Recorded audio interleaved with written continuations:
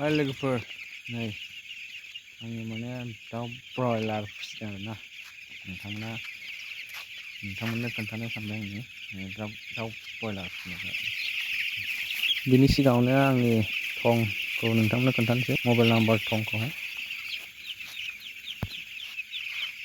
दिनैजोंहाय माने बियो सानबा जाबाय सानबा जाबाय आरोना नै।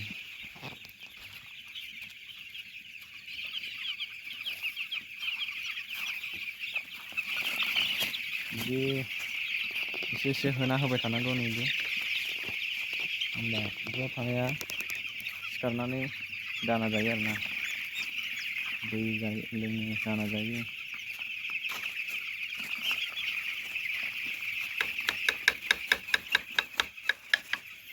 टटेल बेयाव 1700 दङ, 1700 दाउ फिसा दं। नैलाय बिदि जमा जायो आरोना।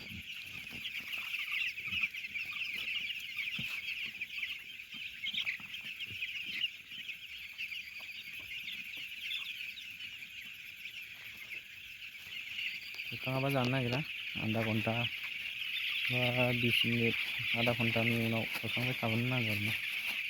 होमबाहाय दाउआ बरिया देरगोन आरो।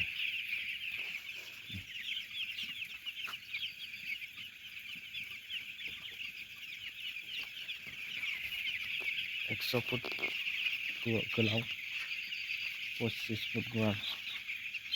नोंथांमोना सोरबा बानायोबा बानायनो हागोन।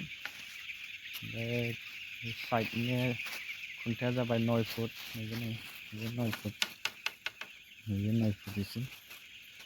ओमफ्राय बे मुदाया जाहैबाय 15 फुट। 15 फुट मुदा, नैबे साइडना 9 फुट, 35 दिन 38 दिनाव लाङो आरोना हरजायो। गोजां बोथोरावबा 40 दिन बा 42 दिन नांगौ आरोना। एसेनोसै लोगोफोर।